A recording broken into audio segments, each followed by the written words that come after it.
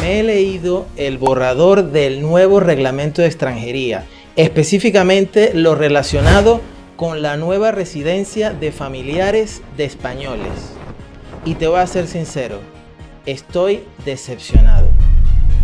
Pues hay 3 aspectos que me preocupan muchísimo y estoy seguro que a ti también te preocuparán.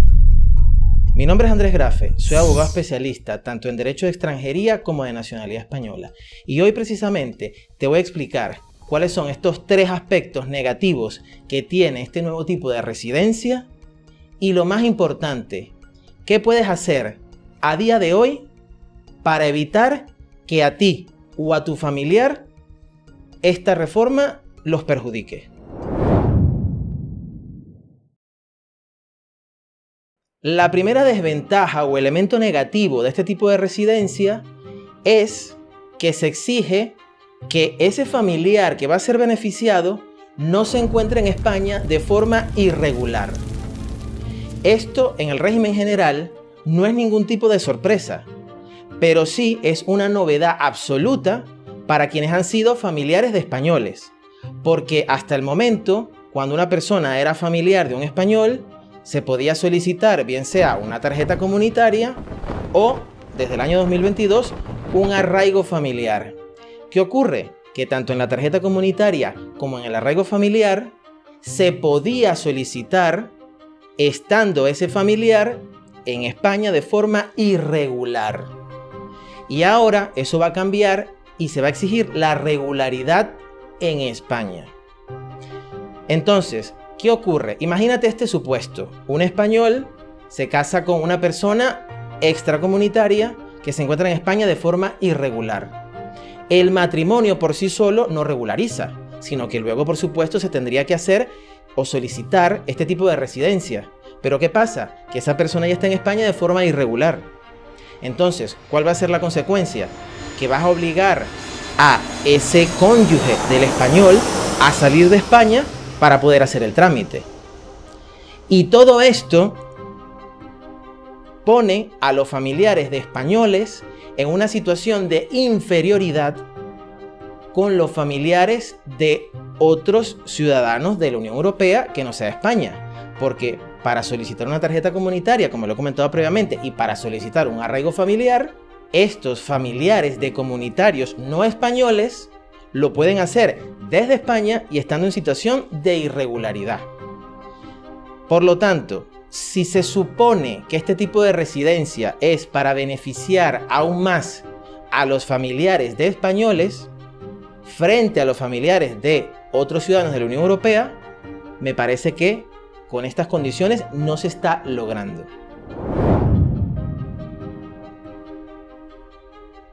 El segundo aspecto negativo es que en caso de que el familiar que se vaya a beneficiar por este tipo de residencia sea padre, suegro, hijo, hijastro o cualquier miembro de la llamada familia extensa del español, es decir, hermanos, cuñados, tíos, sobrinos, nietos, abuelos, entre otros, en todos esos casos, ese familiar del español no podrá encontrarse en España. Es decir, que en este caso, aunque se encuentre de forma regular, no se puede iniciar el trámite si la persona está aquí, sino que con la reforma del reglamento de extranjería, este borrador, si se mantiene, básicamente te obliga a que esta solicitud siempre se haga en origen, es decir, con estos familiares fuera de España.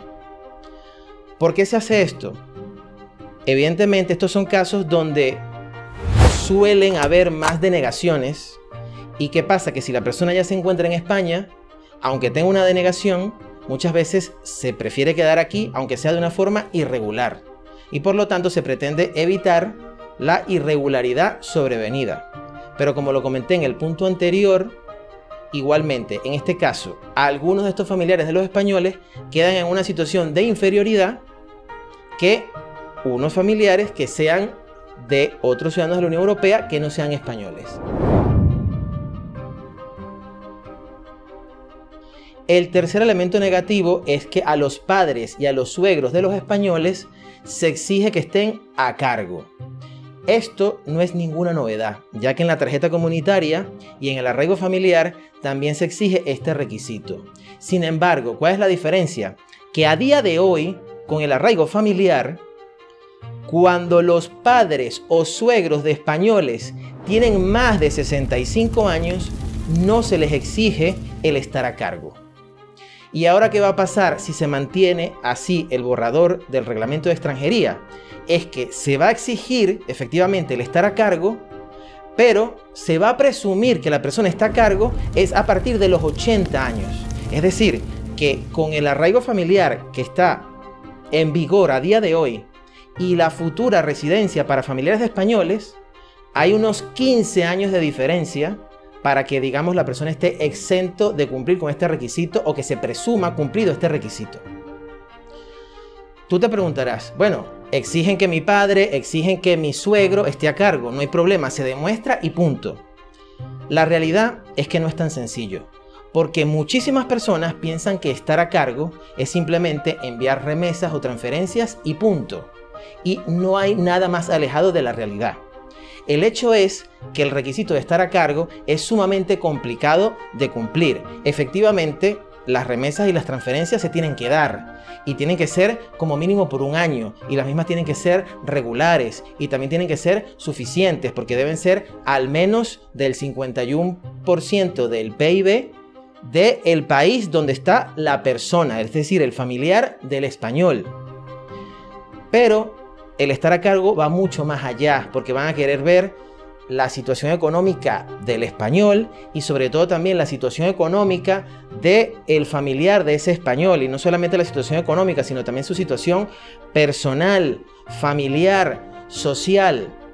Y hasta el momento, que he visto yo con el requisito de estar a cargo, que lamentablemente muchos funcionarios de extranjería en la práctica llegan a exigir prácticamente que ese familiar esté en la miseria, prácticamente en la indigencia, para que se considere que se está a cargo.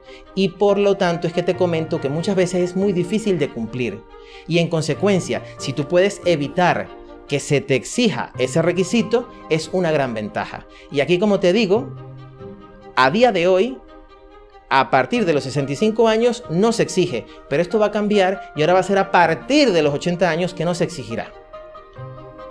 Por ende, considero que también esto es un elemento muy negativo relacionado con los padres y suegros de españoles. Son muchísimas novedades las que se vienen con este borrador del reglamento de extranjería, y por supuesto que habrá muchas más una vez que se apruebe. Por ende, no te lo pienses y suscríbete, porque de esa manera estarás al día con todas las novedades que hay en materia de nacionalidad española y de extranjería, lo cual será muy beneficioso para ti. Ahora bien, como te comenté previamente, estos son los problemas, pero ¿qué puedes hacer para que esta reforma no te afecte a ti o a tu familiar? Es una obviedad lo que te voy a decir, pero es útil, y es que si ya tú o tu familiar son españoles, no pierdas más el tiempo y solicita ahora mismo, que todavía puedes, el arraigo familiar, porque es mucho más beneficioso en el sentido de que tu familiar puede estar aquí, puede estar de forma irregular, y evidentemente si ya ese familiar tiene 65 años o más, no se exigirá el requisito de estar a cargo. ¿Qué va a pasar? Que más o menos se estima que este reglamento va a ser publicado en el Boletín Oficial del Estado a finales de septiembre, lo más seguro octubre o máximo noviembre. Pero según el borrador del reglamento de extranjería, y si no se modifica, el mismo va a entrar en vigor a los 6 meses de que se publique en el Boletín Oficial del Estado. Por ende, si eso se mantiene, tienes suficiente tiempo para, como te comento, solicitar un arraigo familiar desde ahora y olvidarte de la futura residencia para familiares de españoles, que será peor en muchos aspectos que el arraigo familiar actual. De más está decir que como abogados especialistas en materia de extranjería y de nacionalidad española, te podemos ayudar con este tipo de trámites, así que no dudes en contactarnos. En caso de que tú o tu familiar todavía no sean españoles, pero ya hayan solicitado la nacionalidad española y quieras agilizarla, por aquí te estoy dejando este video donde te explico 3 formas diferentes para que eso suceda.